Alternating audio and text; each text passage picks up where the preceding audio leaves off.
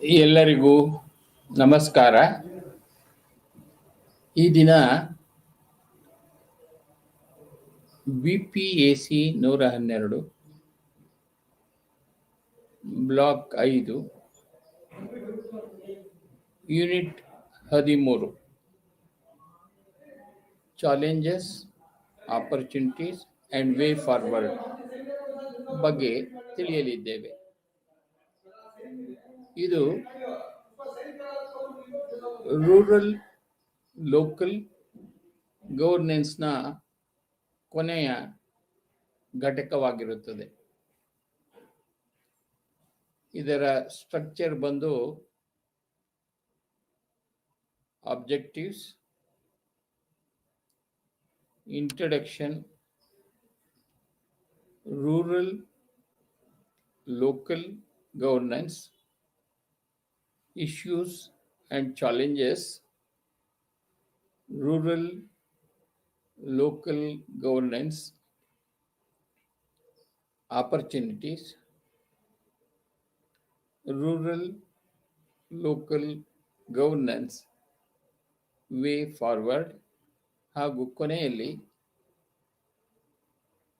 13.0, 13.1, 13.2, 13.3, 13.4ರ ಸಮ್ಮರಿಯನ್ನು ನಾವು 13.5ರಲ್ಲಿ ನೋಡಲಿದ್ದೇವೆ. ಕನ್ನಡಕ್ಕೆ ಅನುವಾದ ಮಾಡಿದಾಗ BPAC 112 ಬ್ಲಾಕ್ 5 ಘಟಕ 13 ಗ್ರಾಮೀಣ ಸ್ಥಳೀಯ ಆಡಳಿತದ ಸವಾಲುಗಳು, ಅವಕಾಶಗಳು ಮತ್ತು ಮುಂದಿನ ದಾರಿ ಎಂದು ನಾವು ತಿಳಿದುಕೊಳ್ಳಲಿದ್ದೇವೆ. ರಚನೆಯಲ್ಲಿ ಈ ಘಟಕದ ಉದ್ದೇಶಗಳು, ಪರಿಚಯ, ಗ್ರಾಮೀಣ ಸ್ಥಳೀಯ ಆಡಳಿತದ ಸಮಸ್ಯೆಗಳು ಮತ್ತು ಸವಾಲುಗಳು, ಗ್ರಾಮೀಣ ಸ್ಥಳೀಯ ಆಡಳಿತದ ಅವಕಾಶಗಳು ಹಾಗೂ ಗ್ರಾಮೀಣ ಸ್ಥಳೀಯ ಆಡಳಿತದ ಮುಂದಿನ ದಾರಿಯ ಬಗ್ಗೆ ನಾವು ಕಲಿಯಲಿದ್ದೇವೆ. 13.0, 13.1, 13.2, 13.3, 13.4ರ ಸಾರಾಂಶವನ್ನು ನಾವು 13.5ರಲ್ಲಿ ತಿಳಿಯಲಿದ್ದೇವೆ.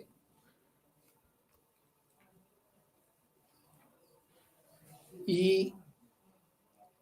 ಘಟಕದ ಉದ್ದೇಶಗಳು ಈ ಕೆಳಗಿನಂತೆ ಇವೆ.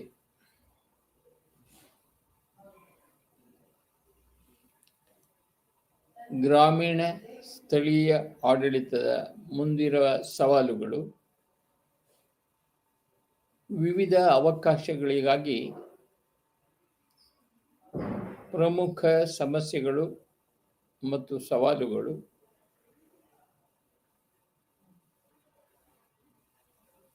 ಗ್ರಾಮೀಣ ಸ್ಥಳೀಯ ಆಡಳಿತ ಮತ್ತು ಗ್ರಾಮೀಣ ಸ್ಥಳೀಯ ಆಡಳಿತವನ್ನು ಹೆಚ್ಚು ಪರಿಣಾಮಕಾರಿಯಾಗಿಸಲು ನಮ್ಮ ಮುಂದಿರುವ ಮಾರ್ಗ ಏನು ಎಂಬುದನ್ನು ನಾವು ತಿಳಿಯಲಿದ್ದೇವೆ.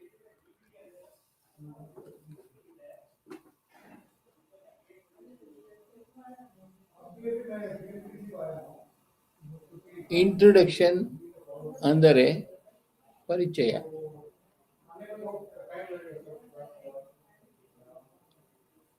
ಸಾರ್ವಜನಿಕ ಆಡಳಿತದ ಸಾಹಿತ್ಯದಲ್ಲಿ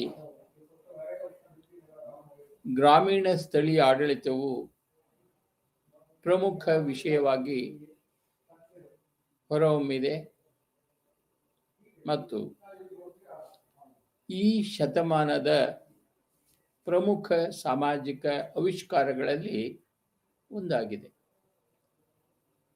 1970 ಮತ್ತು 1980ರ ದಶಕದಲ್ಲಿ ಇದು ಪ್ರಮುಖ ನೀತಿ ಉದ್ದೇಶವಾಯಿತು.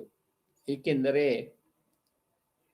ಅಭಿವೃದ್ಧಿಶೀಲ ರಾಷ್ಟ್ರಗಳಲ್ಲಿನ ಸರ್ಕಾರವು ಆರ್ಥಿಕ ಬೆಳವಣಿಗೆಯ ಹೆಚ್ಚು ಸಾಮಾಜಿಕವಾಗಿ ಸಮಾನವಾದ ಮಾದರಿಗಳನ್ನು ರಚಿಸಲು ಮತ್ತು ಬಡವರ ಮೂಲಭೂತ ಅಗತ್ಯಗಳನ್ನು ಪೂರೈಸಲು ಪ್ರಯತ್ನಿಸಿತು.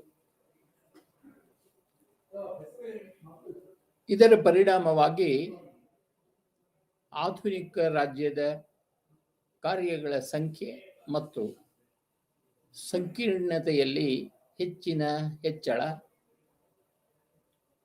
ಗ್ರಾಮೀಣ ಸ್ಥಳೀಯ ಆಡಳಿತವು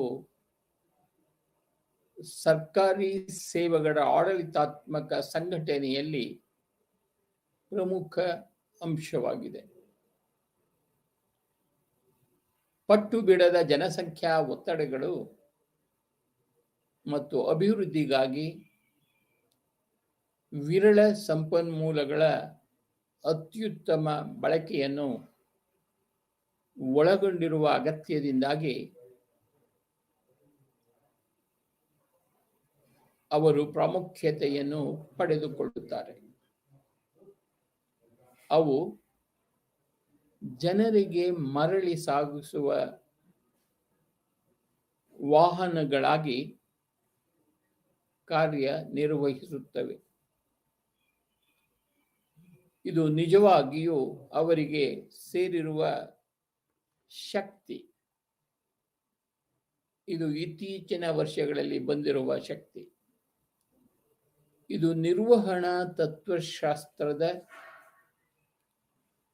ಗೋಲ್ಡನ್ ಕರು ಆಗಿ ಮಾರ್ಪಟ್ಟಿದೆ ಮತ್ತು ಇದು ನಿರ್ವಹಣೆಯ ನಡವಳಿಕೆಯ ಅಂಶಗಳೊಂದಿಗೆ ಹೆಚ್ಚು ಹೊಂದಿಕೊಳ್ಳುತ್ತದೆ. ಹೆಚ್ಚು ಸಾಮಾಜಿಕವಾಗಿ ಸಮಾನವಾದ ಆರ್ಥಿಕ ಬೆಳವಣಿಗೆಯನ್ನು ಉತ್ತೇಜಿಸುವ ಮತ್ತು ಬಡ ಗುಂಪುಗಳ ಮೂಲಭೂತ ಅಗತ್ಯಗಳನ್ನು ಪೂರೈಸುವ ಕಡೆಗೆ ಅಭಿವೃದ್ಧಿ ಕಾರ್ಯತಂತ್ರಗಳ ಮೇಲೆ ಒತ್ತು ನೀಡುವುದರೊಂದಿಗೆ ಅಭಿವೃದ್ಧಿಶೀಲ ಸಮಾಜಗಳು ನಿರ್ಧಾರ ತೆಗೆದುಕೊಳ್ಳುವಲ್ಲಿ ವ್ಯಾಪಕವಾದ ಭಾಗವಹಿಸುವಿಕೆಯ ಅಭಿವೃದ್ಧಿ ಪ್ರಕ್ರಿಯೆಗೆ ಅತ್ಯಗತ್ಯವೆಂದು ಪರಿಗಣಿಸಲಾಗಿದೆ. ಆ ಭಾಗವಹಿಸುವಿಕೆಯಲ್ಲಿ ಹೊರಹೊಮ್ಮಿಸುವ ಮಾರ್ಗವಾಗಿ ಪ್ರತಿಪಾದಿಸಲಾಗಿದೆ. ಹಲವಾರು ದೇಶಗಳು ಈ ದಿಕ್ಕಿನಲ್ಲಿ ಪ್ರಯೋಗಗಳನ್ನು ನಡೆಸುತ್ತಿವೆ ಮತ್ತು ರಾಜಕೀಯ ಮತ್ತು ಆಡಳಿತ ವ್ಯವಸ್ಥೆಯ ಕೆಳ ಹಂತದ ಚುನಾಯಿತ ಸಂಸ್ಥೆಗಳಿಗೆ ಅಧಿಕಾರ ಮತ್ತು ಜವಾಬ್ದಾರಿಗಳನ್ನು ವಿತರಿಸಲು ಉಪಕ್ರಮಗಳನ್ನು ಕೈಗೊಂಡಿವೆ.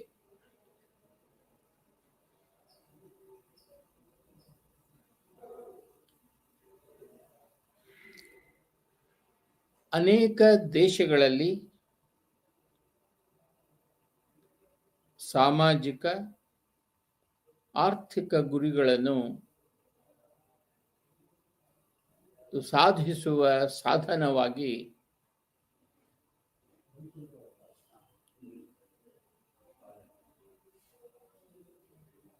ಗ್ರಾಮೀಣ ಸ್ಥಳೀಯ ಆಡಳಿತವು ಸಾಂವಿಧಾನಿಕ ಆದೇಶವನ್ನು ಪಡೆದುಕೊಂಡಿದೆ.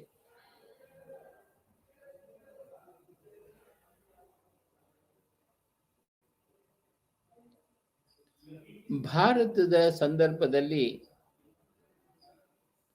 ಸ್ವಾತಂತ್ರ್ಯದ ನಂತರ ಈ ದಿಕ್ಕಿನಲ್ಲಿ ಪ್ರಯತ್ನಗಳು ನಡೆದಿವೆ.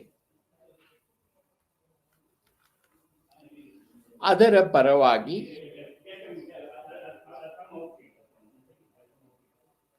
ಬಲವಾದ ಧ್ವನಿಗಳಿವೆ ಮತ್ತು ಮೂರನೇ ಹಂತದ ಆಡಳಿತವನ್ನು ಹೊಂದಲು ಸ್ಥಳೀಯ ನಿರ್ಧಾರಗಳನ್ನು ಜನರು ತೆಗೆದುಕೊಳ್ಳುತ್ತಾರೆ. ಇದರ ಪರಿಣಾಮವಾಗಿ 1992ರಲ್ಲಿ ಮೂರನೇ ಹಂತದ ಆಡಳಿತವನ್ನು ಒದಗಿಸುವ ಗುರಿಯೊಂದಿಗೆ 73ನೇ ಸಾಂವಿಧಾನಿಕ ತಿದ್ದುಪಡಿ ಕಾಯ್ದೆಯನ್ನು ಅಂಗೀಕರಿಸಲಾಯಿತು. ಈ ಕಾಯ್ದೆಯು ತಳಮಟ್ಟದಲ್ಲಿ ಸಾಮಾಜಿಕ ಸಜ್ಜುಗೊಳಿಸುವ ಪ್ರಕ್ರಿಯೆಯನ್ನು ಸುಲಭಗೊಳಿಸಲು ಮಾರ್ಗಗಳನ್ನು ತೆರೆದಿದೆ. Rural local governance issues and challenges. ಗ್ರಾಮೀಣ ಸ್ಥಳೀಯ ಆಡಳಿತ ಸಮಸ್ಯೆಗಳು ಮತ್ತು ಸವಾಲುಗಳು. 73ನೇ ಸಾಂವಿಧಾನಿಕ ತಿದ್ದುಪಡಿ ಕಾಯ್ದೆ 1992 ಅಂಗೀಕಾರದೊಂದಿಗೆ ಭಾರತದ ಗ್ರಾಮೀಣ ಸ್ಥಳೀಯ ಸಂಸ್ಥೆಗಳು ಸಾಂವಿಧಾನಿಕ ಸ್ಥಾನಮಾನವನ್ನು ಪಡೆದಿವೆ ಮತ್ತು ಗ್ರಾಮೀಣ ಸ್ಥಳೀಯ ಆಡಳಿತ ಪ್ರಕ್ರಿಯೆಯನ್ನು ವೇಗಗೊಳಿಸುವ ಮತ್ತು ಸ್ಥಳೀಯ ಸಂಸ್ಥೆಗಳಿಗೆ ಬಲ ಮತ್ತು ಸ್ಥಿರತೆಯನ್ನು ನೀಡುವ ದಿಕ್ಕಿನಲ್ಲಿ ಒಂದು ಹೆಜ್ಜೆಯಾಗಿದೆ. ಇದು ಪಂಚಾಯಿತಿಗಳ ಸ್ಥಾನಮಾನದಲ್ಲಿ ಭಾರಿ ಬದಲಾವಣೆ ತಂದಿದೆ. ಸಂವಿಧಾನವು ಎಲ್ಲ ರಾಜ್ಯಗಳಿಗೆ 3 ಹಂತಗಳನ್ನು ಸ್ಥಾಪಿಸುವುದನ್ನು ಕಡ್ಡಾಯಗೊಳಿಸಿದೆ.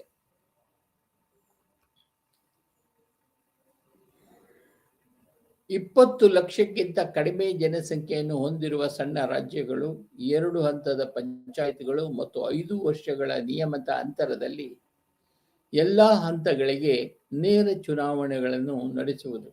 ಆದಾಗ್ಯೂ ಪಂಚಾಯಿತಿಗಳಿಗೆ ಅಧಿಕಾರ ಮತ್ತು ಸಂಪನ್ಮೂಲಗಳ ವಿಕೇಂದ್ರೀಕರಣ ಸಂಬಂಧಿಸಿದ ಸಂವಿಧಾನವು ಅದನ್ನು ಸಂಸ್ಥೆಯೆಂದು ಘೋಷಿಸುವ ಮೂಲಕ ಮೂಲಭೂತ ತತ್ವಗಳನ್ನು ಮಾತ್ರ ಹಾಕಿದೆ.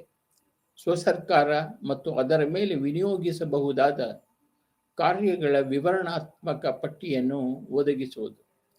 ಕಾಯ್ದೆಯನ್ನು ಅಂಗೀಕರಿಸಿದ ನಂತರ ಎಲ್ಲ ರಾಜ್ಯಗಳು ಈ ಸಂಸ್ಥೆಗಳನ್ನು ಬಲಪಡಿಸುವ ಬಗ್ಗೆ ಹೊಸ ಶಾಸನವನ್ನು ಜಾರಿಗೊಳಿಸುವ ಪ್ರಕ್ರಿಯೆಯನ್ನು ಪೂರ್ಣಗೊಳಿಸಿದವು. ಆದರೆ ಕೇವಲ ಶಾಸನ ರಚನೆಗಳು ರಾಜ್ಯಗಳಲ್ಲಿ ಸ್ಥಳೀಯ ಸಂಸ್ಥೆಗಳ ಪರಿಣಾಮಕಾರಿತ್ವ ಮತ್ತು ಕಾರ್ಯಸಾಧ್ಯತೆಯನ್ನು ಖಚಿತಪಡಿಸುವುದಿಲ್ಲ. ಅವರ ಕಾರ್ಯಾಚರಣೆಯು ಮುಖ್ಯವಾಗಿತ್ತು.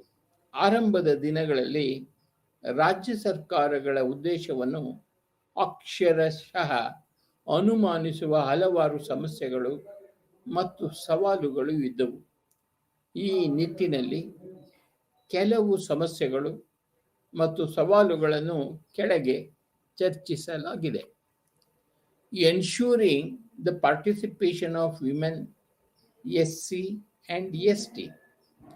ಮಹಿಳೆಯರು SC ಮತ್ತು ST ಭಾಗವಹಿಸುವಿಕೆಯನ್ನು ಖಚಿತಪಡಿಸುವುದು. ಕಾಯ್ದೆಯು ಮಹಿಳೆಯರಿಗೆ 1/3 ಸೀಟುಗಳನ್ನು ಮೀಸಲಿಡಲು ಒದಗಿಸುತ್ತದೆ ಮತ್ತು ಪರಿಶಿಷ್ಟ ಜಾತಿ ಮತ್ತು ಪರಿಶಿಷ್ಟ ಪಂಗಡಗಳಿಗೆ ಅವರ ಜನಸಂಖ್ಯೆಗೆ ಅನುಗುಣವಾಗಿ ಸೀಟುಗಳ ಮೀಸಲಾತಿ ಹಾಗೂ ನಮ್ಮಂತಹ ಗಣ್ಯ ಮತ್ತು ಪುರುಷ ಪ್ರಾಬಲ್ಯದ ಶ್ರೇಣೀಕೃತ ಸಮಾಜದಲ್ಲಿ ಈ ನಿಬಂಧನೆಯನ್ನು ಕಾರ್ಯಗತಗೊಳಿಸುವುದು ಬಹಳ ದೊಡ್ಡ ಸವಾಲಾಗಿತ್ತು. ಅದರಲ್ಲೂ ಗ್ರಾಮೀಣ ಪ್ರದೇಶದಲ್ಲಿ ಮಹಿಳೆಯರು 4 ಗೋಡೆಗಳಿಗೆ ಸೀಮಿತವಾಗಿರುವುದರಿಂದ ಇಷ್ಟೊಂದು ಮಹಿಳೆಯರನ್ನು ಸೀಟುಗಳಿಗೆ ಸೇರಿಸುವುದು ಕಷ್ಟಕರವಾಗಿತ್ತು. ಅವರ ಕುಟುಂಬದ ಪುರುಷ ಸದಸ್ಯರು ಅವರನ್ನು ಈ ಸಂಸ್ಥೆಗಳಿಗೆ ಕಳುಹಿಸಲು ಸಿದ್ಧರಿರಲಿಲ್ಲ. ತಮ್ಮ ಅಧಿಕಾರವನ್ನು ಈಗ ಹಂಚಿಕೊಳ್ಳಲಾಗಿರುತ್ತಿರುವುದರಿಂದ ಅವರು ಬೆದರಿಕೆಯನ್ನು ಅನುಭವಿಸಿದರು. ಆದರೆ ಮಹಿಳೆಯರಿಗೆ ಸೀಟು ಮೀಸಲಿಟ್ಟಿದ್ದರಿಂದ ಅವರಿಗೆ ಯಾವುದೇ ಆಯ್ಕೆ ಇರಲಿಲ್ಲ. ಇಷ್ಟವಲ್ಲದೆ ಅವರು ತಮ್ಮ ಹೆಂಡತಿಯರು, ಹೆಣ್ಣು ಮಕ್ಕಳು, ಸಹೋದರಿಯರು ಮತ್ತು ಸೊಸೆಯರನ್ನು ಮೀಸಲು ಸ್ಥಾನಗಳಿಗೆ ಕಳುಹಿಸಬೇಕಾಯಿತು. ಆದರೆ ಅವರು ತಮ್ಮ ಹೊಸ ಪಾತ್ರದ ಬಗ್ಗೆ ಸಂಪೂರ್ಣವಾಗಿ ತಿಳಿದಿರದ ಕಾರಣ ಅವರು ಕೇವಲ ಪ್ರಾಕ್ಸಿಗಳಾಗಿ ವರ್ತಿಸಿದರು ಹಾಗೂ ಅವರ ಕುಟುಂಬದ ಪುರುಷ ಸದಸ್ಯರು ತಮ್ಮ ಸಾರ್ವಜನಿಕ ಪಾತ್ರವನ್ನು ಅಸಮಾಧಾನಗೊಳಿಸಿದರು. ಎಸ್ಸಿ ಮತ್ತು ಎಸ್ಟಿ ಅಭ್ಯರ್ಥಿಗಳ ವಿಷಯದಲ್ಲೂ ಇದೇ ಆಗಿದೆ. ಗ್ರಾಮೀಣ ಸ್ಥಳೀಯ ಸಂಸ್ಥೆಗಳು ಸಮಾಜದ ಈ ವರ್ಗದ ಶ್ರೀಮಂತರಿಂದ ಪ್ರಾಬಲ್ಯ ಹೊಂದಿದ್ದವು. ತಮ್ಮಲ್ಲಿರುವ ದುರ್ಬಲರು ಮತ್ತು ದೀನದಲಿತರು ಈಗ ಅಧಿಕಾರವನ್ನು ಹಂಚಿಕೊಳ್ಳುತ್ತಾರೆ ಮತ್ತು ಈ ಸಂಸ್ಥೆಗಳಲ್ಲಿ ಪ್ರಮುಖ ಸ್ಥಾನಗಳನ್ನು ಪಡೆದುಕೊಳ್ಳುತ್ತಾರೆ ಎಂದು ಅವರು ಸಂತೋಷ ಪಡಲಿಲ್ಲ. ಆದಾಗ್ಯೂ ಸೀಟುಗಳ ಮೀಸಲಿತಿಯಿಂದಾಗಿ ಅವರು ಈ ಸಂಸ್ಥೆಗಳಲ್ಲಿ ಪ್ರಮುಖ ಸ್ಥಾನಗಳನ್ನು ಪಡೆದರು. ಆದರೆ ಅವರು ಸ್ವಂತವಾಗಿ ಕಾರ್ಯನಿರ್ವಹಿಸಲು ಸಾಧ್ಯವಾಗಲಿಲ್ಲ ಮತ್ತು ಅವರಲ್ಲಿ ಶ್ರೀಮಂತ ವರ್ಗದ ಮುಖವಾಣಿಯಾಗಿ ಉಳಿದರು. ಎರಡನೆಯದು, ದಿ ಗ್ರಾಮ ಸಭಾ ಟು ಬಿ ಮೇಡ್ ಎಫೆಕ್ಟಿವ್. ಗ್ರಾಮ ಸಭೆಯನ್ನು ಪರಿಣಾಮಕಾರಿಯಾಗಿ ಮಾಡಲಾಗುವುದು. ಹಳೆಯ ಗ್ರಾಮೀಣ ಆಡಳಿತ ವ್ಯವಸ್ಥೆಯಲ್ಲಿ ಗ್ರಾಮ ಸಭೆಗಳು ಸಂಪೂರ್ಣವಾಗಿ ಕಾರ್ಯನಿರ್ವಹಿಸಿದವು ಮತ್ತು ಗ್ರಾಮೀಣ ಸ್ಥಳೀಯ ಸಂಸ್ಥೆಗಳು ಸಾಂವಿಧಾನಿಕ ಸ್ಥಾನಮಾನವನ್ನು ಹೊಂದಿಲ್ಲ. ಆದ್ದರಿಂದ ವ್ಯವಸ್ಥೆಯು ಸರಕುಗಳನ್ನು ತಲುಪಿಸಲು ಸಾಧ್ಯವಾಗಲಿಲ್ಲ. ಹೀಗಾಗಿ ತಳಮಟ್ಟದ ಪ್ರಜಾಪ್ರಭುತ್ವವನ್ನು ಯಶಸ್ವಿಗೊಳಿಸಲು ತಮ್ಮ ಸಭೆಯನ್ನು ಸಕ್ರಿಯ ಮತ್ತು ಕ್ರಿಯಾತ್ಮಕಗೊಳಿಸುವುದು ದೊಡ್ಡ ಸವಾಲಾಗಿತ್ತು. ಇದು ಭಾರತೀಯ ಪ್ರಜಾಪ್ರಭುತ್ವದ ಮೂಲ ಘಟಕವಾಗಿದೆ ಮತ್ತು ಅದರ ಮೂಲಕ ಚುನಾಯಿತ ಪ್ರತಿನಿಧಿಗಳನ್ನು ಮತದಾರರಿಗೆ ಹೊಣೆಗಾರರನ್ನಾಗಿ ಮಾಡಬೇಕು. ಆದ್ದರಿಂದ ಗ್ರಾಮ ಸಭೆಗಳು ತಮ್ಮ ಸಮಸ್ಯೆಗಳ ಬಗ್ಗೆ ಜಾಗರೂಕರಾಗಿರಬೇಕು ಮತ್ತು ಸಂವೇದನಾಶೀಲರಾಗಿರಬೇಕು ಮತ್ತು ನಿಯತಕಾಲಿಕವಾಗಿ ಗರಿಷ್ಠ ಜನರ ಭಾಗವಹಿಸುವಿಕೆಯೊಂದಿಗೆ ಸಭೆ ನಡೆಸುವುದು ಈ ಸಮಯದ ಅಗತ್ಯವಾಗಿತ್ತು. ಆಗ ಮಾತ್ರ ಗ್ರಾಮೀಣ ಗ್ರಾಮ ಸಭೆಗಳಲ್ಲಿ ಅಭಿವೃದ್ಧಿ ಯೋಜನೆಗಳು ಮತ್ತು ಕಾರ್ಯಕ್ರಮಗಳನ್ನು ನಿರ್ಧರಿಸಿ ಆದ್ಯತೆ ನೀಡುವುದರಿಂದ ಆಡಳಿತವು ಪದದ ನಿಜವಾದ ಅರ್ಥದಲ್ಲಿ ಸಾಧ್ಯವಾಗುತ್ತದೆ. ಫೈನಾನ್ಷಿಯಲ್ ಡೆವಲ್ಯೂಷನ್, ಹಣಕಾಸು ಹಂಚಿಕೆ. ಮೊದಲಿನ ವ್ಯವಸ್ಥೆಯಲ್ಲಿ ಆರ್ಥಿಕ ಸಂಪನ್ಮೂಲಗಳ ಕೊರತೆ ಇದ್ದುದರಿಂದ ಗ್ರಾಮೀಣ ಸ್ಥಳೀಯ ಸಂಸ್ಥೆಗಳ ಆರ್ಥಿಕ ನೆಲೆಯನ್ನು ಬಲಪಡಿಸುವುದು ಮತ್ತೊಂದು ವಿಷಯವಾಗಿತ್ತು. ಕಾಯ್ದೆಯು ಈ ಸಂಸ್ಥೆಗಳ ಆರ್ಥಿಕ ಸ್ಥಿತಿಯನ್ನು ಸುಧಾರಿಸುವ ಆಶಯದೊಂದಿಗೆ ಪ್ರತಿ 5 ವರ್ಷಗಳ ಮಧ್ಯಂತರದಲ್ಲಿ ರಾಜ್ಯ ಹಣಕಾಸು ಆಯೋಗದ ಸಂವಿಧಾನವನ್ನು ಒದಗಿಸಿದೆ. ಇದಲ್ಲದೆ ಕಲಂ 243 ಹೆಚ್ಚು ಮತ್ತು 243 ಅಡಿಯಲ್ಲಿ ಒಂದು ನಿಬಂಧನೆ ಇತ್ತು. ಇದು ಗ್ರಾಮೀಣ ಸ್ಥಳೀಯ ಸಂಸ್ಥೆಗಳಿಗೆ ತೆರಿಗೆಗಳನ್ನು ವಿಧಿಸಲು ಮತ್ತು ಸಂಗ್ರಹಿಸಲು ಅಧಿಕಾರ ನೀಡುತ್ತದೆ. ಈ ನಿಬಂಧನೆಗಳು ಒಂದು ರೀತಿಯಲ್ಲಿ ನಿಸ್ಸಂದೇಹವಾಗಿ ಹಣಕಾಸಿನ ಸ್ಥಿತಿಯನ್ನು ವರ್ಧಿಸುತ್ತದೆ. ಆದರೆ ನಿಜವಾದ ಸವಾಲೆಂದರೆ ರಾಜ್ಯ ಹಣಕಾಸು ಆಯೋಗಗಳನ್ನು ರಚಿಸುವುದು ಮತ್ತು ಗ್ರಾಮೀಣ ಸ್ಥಳೀಯ ಸಂಸ್ಥೆಗಳಿಗೆ ಹಣಕಾಸಿನ ಅಧಿಕಾರವನ್ನು ವಿತರಿಸುವುದು. ತಮ್ಮ ಅಧಿಕಾರ ಈಗ ಸ್ಥಳೀಯ ಸಂಸ್ಥೆಗಳಿಗೆ ಹೋಗುತ್ತದೆ ಮತ್ತು ಹಿಂಬದಿಯ ಆಸನದ ಚಾಲನೆಗೆ ಅವರು ಹೆದರುತ್ತಾರೆ ಎಂಬ ಭಯದಿಂದ ರಾಜ್ಯ ಸರ್ಕಾರಗಳು ಇದಕ್ಕೆ ಸಾಕಷ್ಟು ಹಿಂಜರಿದವು. ಆದ್ದರಿಂದ ಅವರು ಸ್ಟೇಟ್ ಫೈನಾನ್ಸ್ ಕಮಿಷನ್ನ ಸಂವಿಧಾನವನ್ನು ವಿಳಂಬಗೊಳಿಸಿದರು. ಫಂಕ್ಷನಲ್ ಡೆವಲ್ಯೂಷನ್ ಅಂದರೆ ಕ್ರಿಯಾತ್ಮಕ ವಿಕಸನ. ಇನ್ನೂ ಒಂದು ಸವಾಲೆಂದರೆ ಗ್ರಾಮೀಣ ಸ್ಥಳೀಯ ಸಂಸ್ಥೆಗಳಿಗೆ ಕಾರ್ಯಗಳನ್ನು ವಿನಿಯೋಗಿಸುವುದು. ಇದರಿಂದ ಅವು ಸ್ವಯಂ ಆಡಳಿತದ ಸಂಸ್ಥೆಗಳಾಗಿ ಕಾರ್ಯನಿರ್ವಹಿಸುತ್ತವೆ. ಯಾವುದೇ ಪ್ರಮಾಣದ ಸಾಂವಿಧಾನಿಕ ಖಾತರಿಯು ಸ್ಥಳೀಯ ಸಂಸ್ಥೆಗಳ ಕಾರ್ಯಗಳನ್ನು ವಿಲೇವಾರಿ ಮಾಡದ ಹೊರತು ಮತ್ತು ರಾಜ್ಯಗಳ ಯಾವುದೇ ಹಸ್ತಕ್ಷೇಪವಿಲ್ಲದೆ ಸ್ವತಂತ್ರವಾಗಿ ಕಾರ್ಯನಿರ್ವಹಿಸಲು ಅನುಮತಿಸದ ಹೊರತು ಸುಗಮ ಮತ್ತು ಯಶಸ್ವಿ ಕಾರ್ಯನಿರ್ವಹಣೆಯನ್ನು ಖಚಿತಪಡಿಸಿಕೊಳ್ಳಲು ಸಾಧ್ಯವಿಲ್ಲ. ಪಂಚಾಯತ್ ರಾಜ್ ಇನ್ಸ್ಟಿಟ್ಯೂಷನ್ಗಳಿಗೆ 29 ವಿಷಯಗಳನ್ನು ನಿಯೋಜಿಸುವ 11ನೇ ವೇಳಾಪಟ್ಟಿಯನ್ನು ಸೇರಿಸುವ ಮೂಲಕ ಕಾಯ್ದೆಯು ಈ ಸಮಸ್ಯೆಯನ್ನು ನೋಡಿಕೊಳ್ಳುತ್ತದೆ. ರಾಜ್ಯ ಶಾಸಕಾಂಗವು ಕಾನೂನಿನ ಮೂಲಕ ಗ್ರಾಮೀಣ ಸ್ಥಳೀಯ ಸಂಸ್ಥೆಗಳಿಗೆ ಅಂತಹ ಅಧಿಕಾರಗಳನ್ನು ನೀಡಬೇಕೆಂದು ಸಂವಿಧಾನವು ನಿರೀಕ್ಷಿಸುತ್ತದೆ ಮತ್ತು ಸ್ವಸರ್ಕಾರದ ಸಂಸ್ಥೆಗಳಾಗಿ ಕಾರ್ಯನಿರ್ವಹಿಸಲು ಅವುಗಳನ್ನು ಸಕ್ರಿಯಗೊಳಿಸಲು ಅಗತ್ಯವಿರುವ ಅಧಿಕಾರ ಮತ್ತು ಅಂತಹ ಕಾನೂನು ಸೂಕ್ತ ಮಟ್ಟದಲ್ಲಿ ಪಂಚಾಯತ್ಗಳ ಮೇಲೆ ಅಧಿಕಾರ ಮತ್ತು ಜವಾಬ್ದಾರಿಗಳ ವಿಕೇಂದ್ರೀಕರಣದ ನಿಬಂಧನೆಗಳನ್ನು ಒಳಗೊಂಡಿರಬಹುದಾಗಿದೆ. ಆದಾಗ್ಯೂ ರಾಜ್ಯ ಸರ್ಕಾರಗಳು 29 ವಿಷಯಗಳ ಪಟ್ಟಿಯನ್ನು ಗ್ರಾಮೀಣ ಸ್ಥಳೀಯ ಸಂಸ್ಥೆಗಳಿಗೆ ವಿನಿಯೋಗಿಸಲು ತಮ್ಮ ಹಿಂಜರಿಕೆಯನ್ನು ತೋರಿಸಿದವು ಮತ್ತು ವಿವಿಧ ಹಂತಗಳಲ್ಲಿ ಅಧಿಕಾರ ಮತ್ತು ಜವಾಬ್ದಾರಿಗಳನ್ನು ವಿತರಣಾ ವಿವರವಾದ ಕಾರ್ಯನಿರ್ವಾಹಕ ಸೂಚನೆಗಳನ್ನು ನೀಡಲಾಗಿಲ್ಲ. ಎಲ್ಲೆಲ್ಲಿ ಕಾರ್ಯಗಳನ್ನು ವಿನಿಯೋಗಿಸಲಾಗುತ್ತದೋ ಅದನ್ನು ಶಾಸನದ ಮೂಲಕ ಮಾಡುವುದಕ್ಕಿಂತ ಕಾರ್ಯಕಾರಿ ಆದೇಶದ ಮೂಲಕ ಮಾಡಲಾಗುತ್ತಿತ್ತು. ಇದರ ಹೊರತಾಗಿ ಐಟಂನ ಅಡಿಯಲ್ಲಿ ಪ್ರತಿ ಹಂತದ ಚಟುವಟಿಕೆಯನ್ನು ವ್ಯಾಖ್ಯಾನಿಸಲಾಗಲಿಲ್ಲ ಮತ್ತು ಸಂಬಂಧಪಟ್ಟ ರಾಜ್ಯ ಸರ್ಕಾರದ ವಿವೇಚನೆಗೆ ಬಿಡಲಾಗಿದೆ.